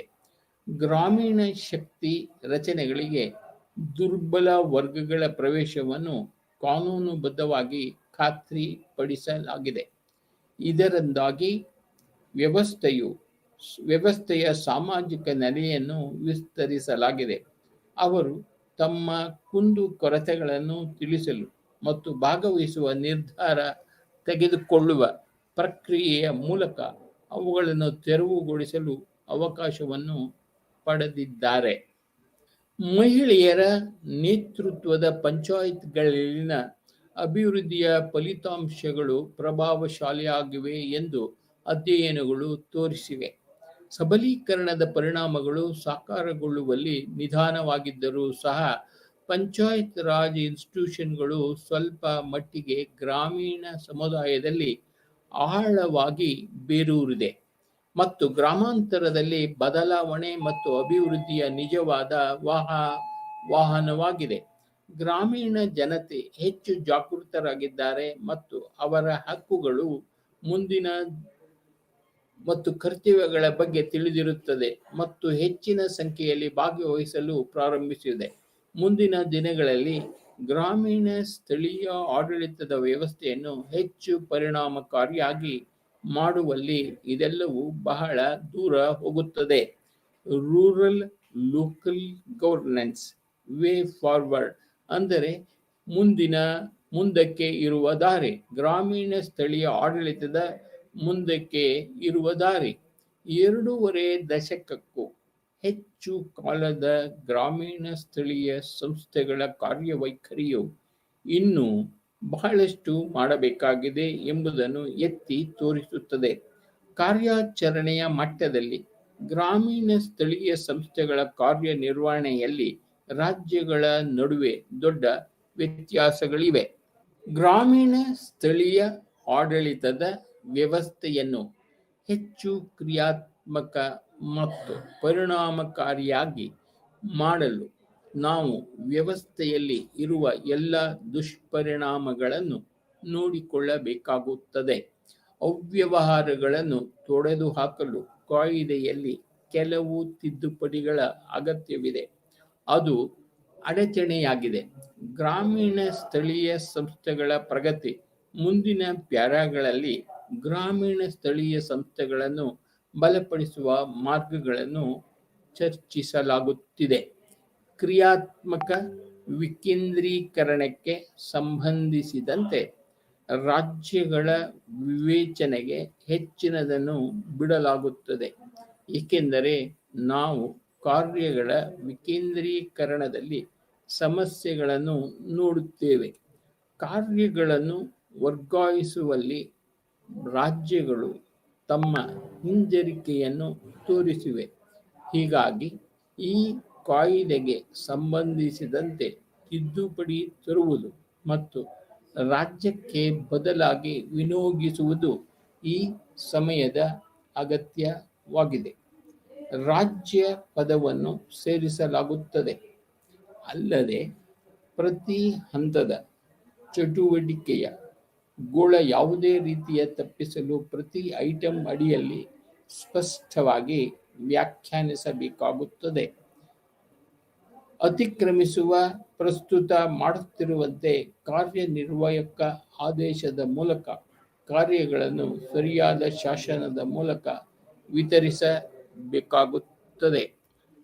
ಅಂತಿಮವಾಗಿ ಎಲ್ಲ 29 ವಿಷಯಗಳು ಕಾರ್ಯಗಳನ್ನು ಪಂಚಾಯತ್ಗಳಿಗೆ ವಿನಿಯೋಗಿಸಬೇಕು ಮತ್ತು ರಾಜ್ಯಗಳ ಕೈಯಲ್ಲಿ ಏನನ್ನೂ ಬಿಡಬಾರದು. ರಾಜ್ಯ ಸರ್ಕಾರಗಳು ಅನೇಕ ನಿಯಂತ್ರಣ ಮತ್ತು ಮೇಲ್ವಿಚಾರಣಾ ಅಧಿಕಾರಗಳನ್ನು ಉಳಿಸಿಕೊಂಡಿವೆ ಎಂದು ಕಂಡುಬಂದಿದೆ. ಇದು ವಾಸ್ತವವಾಗಿ ಪಂಚಾಯತ್ ರಾಜ್ ಸಂಸ್ಥೆಗಳ ಸ್ವಾಯತ್ತತೆಯನ್ನು ಕಸಿದುಕೊಳ್ಳುತ್ತದೆ. ಆದ್ದರಿಂದ ನಾವು ನಿಜವಾಗಿಯೂ ಪಂಚಾಯತ್ ರಾಜ್ ಸಂಸ್ಥೆಗಳಿಗೆ ಸ್ವಾಯತ್ತತೆಯನ್ನು ನೀಡಲು ಬಯಸಿದರೆ ಮತ್ತು ಅವುಗಳನ್ನು ಸ್ವಯಂ ಆಡಳಿತ ಸಂಸ್ಥೆಯಾಗಿ ಕಾರ್ಯನಿರ್ವಹಿಸಲು ಅನುಮತಿಸಿದರೆ ಮೇಲಿನ ಸಲಹೆಗಳನ್ನು ಅಳವಡಿಸಿಕೊಳ್ಳಬೇಕಾಗುತ್ತದೆ. ಪಂಚಾಯಿತಿಗಳ ಕಾರ್ಯನಿರ್ವಹಣೆಯಲ್ಲಿ ಮತ್ತೊಂದು ಪ್ರಮುಖ ವಿಷಯವೆಂದರೆ ಹಣಕಾಸು. ಪಂಚಾಯತ್ಗಳ ಆರ್ಥಿಕ ಸ್ಥಿತಿಯನ್ನು ಸುಧಾರಿಸಲು ಕಾಯಿದೆಯಲ್ಲಿ ಅನೇಕ ನಿಬಂಧನೆಗಳನ್ನು ಮಾಡಲಾಗಿದ್ದರೂ ಪಂಚಾಯತ್ ರಾಜ್ ಇನ್ಸ್ಟಿಟ್ಯೂಷನ್ಗಳ ಆರ್ಥಿಕ ಸ್ವಾಯತ್ತತೆಯನ್ನು ಇನ್ನೂ ನಿರ್ಬಂಧಿಸಲಾಗಿದೆ. ಆದ್ದರಿಂದ ಆದಾಯವನ್ನು ಹೆಚ್ಚಿಸಲು ಅವರಿಗೆ ಆರ್ಥಿಕ ಸ್ವಾಯತ್ತತೆಯನ್ನು ಒದಗಿಸಬೇಕು. ಅಲ್ಲದೆ ವರ್ಗಾವಣೆಗಳ ಹೆಚ್ಚಿನ ಭಾಗವು ಪಂಚಾಯತ್ ರಾಜ್ ಸಂಸ್ಥೆಗಳು ಸಾಧ್ಯವಾಗುವಂತೆ ಸ್ಕೀಮ್ ಆಧಾರಿತವಾಗಿರಬಾರದು. ಅವರ ಸ್ವಂತ ಅಗತ್ಯಗಳಿಗೆ ಅನುಗುಣವಾಗಿ ಅವುಗಳನ್ನು ಬಳಸಿ ಪಂಚಾಯತ್ ರಾಜ್ ಇನ್ಸ್ಟಿಟ್ಯೂಷನ್ಗಳ ಹಣಕಾಸಿನ ಸಾಮರ್ಥ್ಯಗಳನ್ನು ಹೆಚ್ಚಿಸಲು ಬಲವಾದ ಸಂಪನ್ಮೂಲ ಮೂಲದೊಂದಿಗೆ ವಿಕೇಂದ್ರೀಕರಣದ ಅಗತ್ಯವಿದೆ ಮತ್ತು ಅವರಿಗೆ ಆಂತರಿಕ ಮೂಲಗಳಿಂದ ಸಂಗ್ರಹವಾಗುವ ಬಲವಾದ ಹಣಕಾಸಿನ ಮೂಲವೂ ಸಹ ಅಗತ್ಯವಿದೆ. ಮೇಲಾಗಿ ತೆರಿಗೆ ವಿಧಿಸುವ ಅಧಿಕಾರಗಳು ಮತ್ತು ಇತರ ಹಣಕಾಸಿನ ನಿಬಂಧನೆಗಳು ಅಂತಿಮವಾಗಿ ಪಂಚಾಯತ್ ರಾಜ್ ಇನ್ಸ್ಟಿಟ್ಯೂಷನ್ಗಳ ಆರ್ಥಿಕ ಸ್ಥಿತಿಯನ್ನು ಸುಧಾರಿಸುತ್ತದೆ.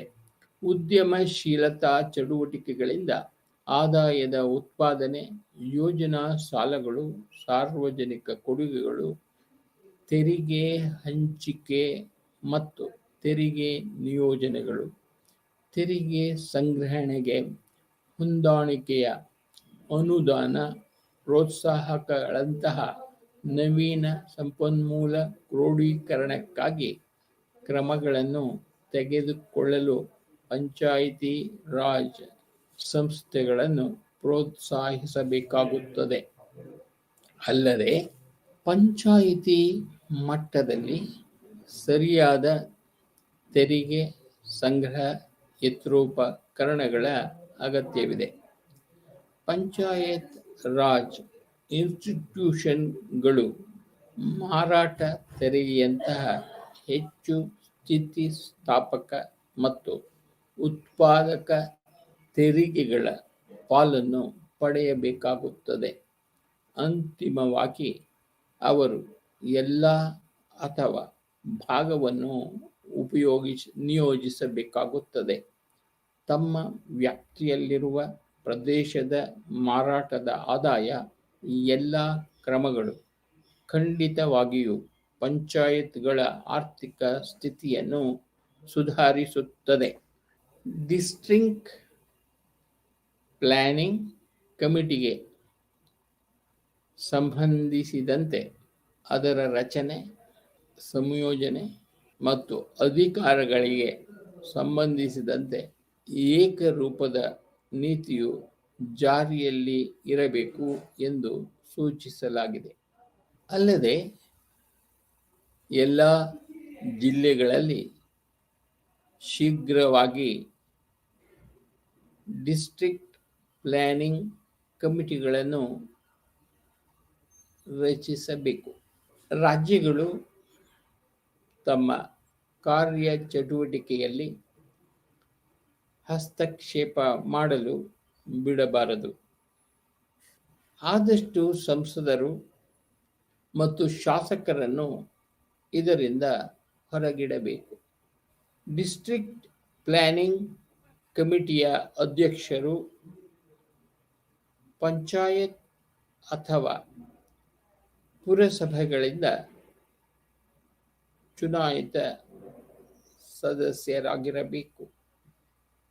ಸಾಕಷ್ಟು ತಜ್ಞರು ಇರಬೇಕು.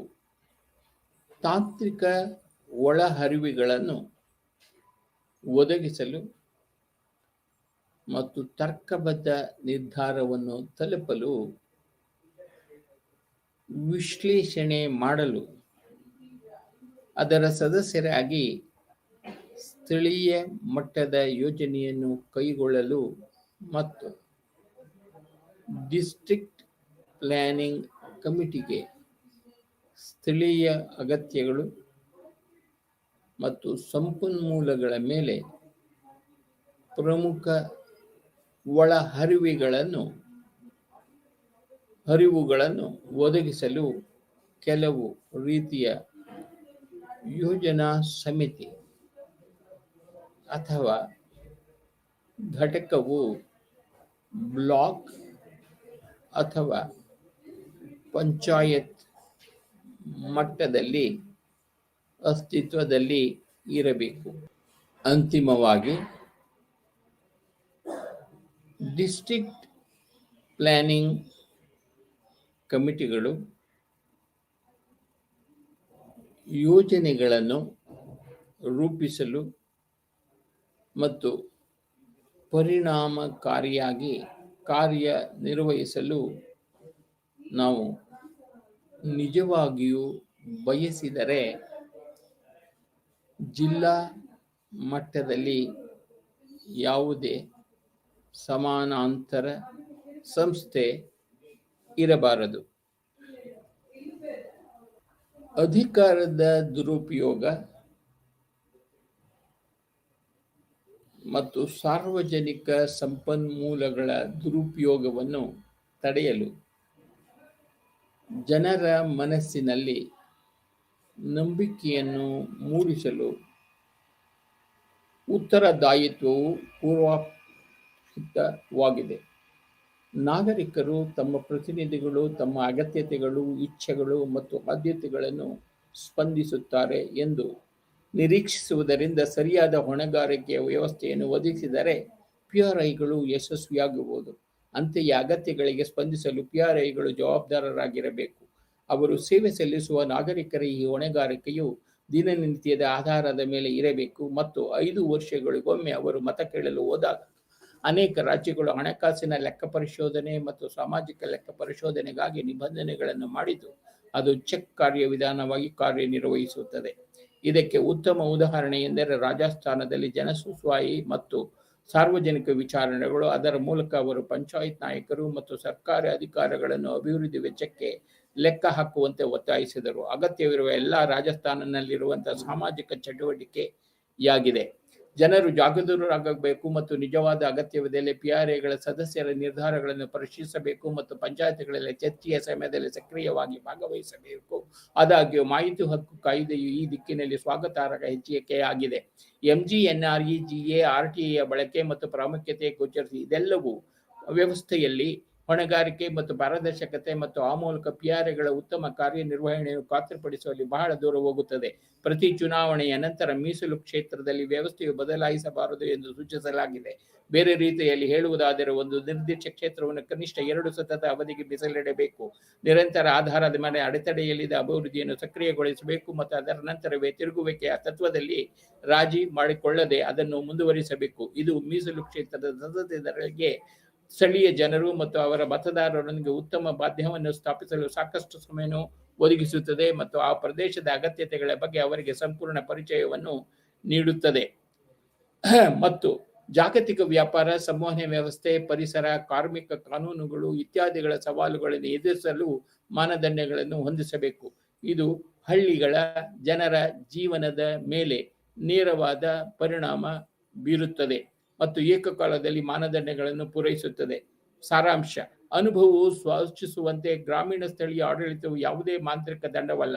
ಇದರ ಯಶಸ್ಸು ಅಥವಾ ವೈಫಲ್ಯವು ರಚಿಸಲಾದ ಸಂಸ್ಥೆಗಳ ಸ್ವರೂಪ, ಅಧಿಕಾರ ಮತ್ತು ನಿಯೋಜಿತ ಪ್ರಮಾಣ, ಪ್ರದೇಶದ ಗುಂಪುಗಳ ನಡುವಿನ ಅಧಿಕಾರ ವಿತರಣೆಯ ಮಾದರಿ ಮತ್ತು ನಾಗರಿಕ ಸಮಾಜದ ಭಾಗವಹಿಸುವಿಕೆ ಮೇಲೆ ಅವಲಂಬಿತವಾಗಿರುತ್ತದೆ. ಮೇಲಿನ ವಿಶ್ಲೇಷಣೆಯ ಆಧಾರದ ಮೇಲೆ ಎಲ್ಲ ಗ್ರಾಮೀಣ ಪ್ರಜೆಗಳಿಗೆ ಗ್ರಾಮೀಣ ಸ್ಥಳೀಯ ಆಡಳಿತವನ್ನು ದೃಢವಾಗಿ ಸ್ಥಾಪಿಸಲಾಗಿದೆ. 73ನೇ ಸಂವಿಧಾನಕ್ಕೆ ತಿದ್ದುಪಡಿ ಕಾಯ್ದೆಯ ಪರಿಣಾಮವಾಗಿ ಸ್ಥಳೀಯ ಪ್ರಜಾಪ್ರಭುತ್ವವನ್ನು ಆಳಗೊಳಿಸಲಾಗಿದೆ. ರಾಜಕೀಯ ಭಾಗವಹಿಸುವಿಕೆಯನ್ನು ವಿಸ್ತರಿಸಲಾಗಿದೆ ಮತ್ತು ವಿಶೇಷವಾಗಿ ಮಹಿಳಾ ಸಬಲೀಕರಣದ ಸಂದರ್ಭದಲ್ಲಿ ಪ್ರಾತಿನಿಧ್ಯವನ್ನು ವೈವಿಧ್ಯಗೊಳಿಸಲಾಗಿದೆ.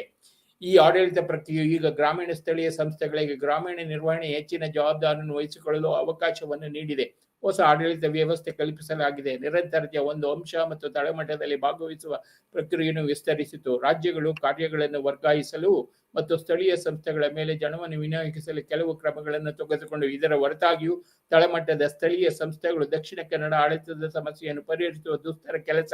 ಆಡಳಿತದ ಅಪೇಕ್ಷಿತ ಮಾನದಂಡಗಳನ್ನು ಪೂರೈಸಲು ಸ್ಥಳೀಯ ಸಂಸ್ಥೆಗಳು ಎದುರಿಸುತ್ತಿರುವ ಸವಾಲುಗಳನ್ನು ಎದುರಿಸುವ ಅಗತ್ಯವನ್ನು ಅನುಭವವು ಮುನ್ನೆಲೆಗೆ ತರುತ್ತದೆ. ಈ ಪ್ರಕ್ರಿಯೆಯಲ್ಲಿ ರಾಜ್ಯವು ಪ್ರಮುಖ ಪಾತ್ರವನ್ನು ವಹಿಸುತ್ತದೆ. ಇದರಿಂದಾಗಿ ಸರಿಯಾದ ರೀತಿಯ ಆಡಳಿತ ವ್ಯವಸ್ಥೆಯನ್ನು ತಳಮಟ್ಟದಲ್ಲಿ ಸ್ಥಾಪಿಸಲಾಗುತ್ತದೆ. ನಿಯಮಿತ ಸ್ಥಳೀಯ ಸಮುದಾಯದ ರಾಜಕಾರಣದ ಮಟ್ಟದಲ್ಲಿ ಹೆಚ್ಚಿನ ನಿರೀಕ್ಷಿತ ಭವಿಷ್ಯದಲ್ಲಿ ಪಿಆರ್ಐಗಳ ಯಶಸ್ಸನ್ನು ಖಚಿತಪಡಿಸುತ್ತದೆ. ಪಾರದರ್ಶಕತೆ, ಹೊಣೆಗಾರಿಕೆ, ಪರಿಣಾಮಕಾರಿ ಯೋಜನೆ ಮತ್ತು ಸರಕು ಮತ್ತು ಸೇವೆಗಳ ಸಮರ್ಥ ವಿತರಣೆಯು ಭಾರತದಲ್ಲಿ ವಿಕೇಂದ್ರೀಕರಣದ ಮಾದರಿಯನ್ನು ಸುಧಾರಿಸುವಲ್ಲಿ ಬಹಳ ದೂರ ಹೋಗಬಹುದು. ಇದರೊಂದಿಗೆ ನಾವು ಬಿಪಿಎಸಿ 112 ಬ್ಲಾಕ್ 5 ಘಟಕ 13ರ ಗ್ರಾಮೀಣ ಸ್ಥಳೀಯ ಆಡಳಿತ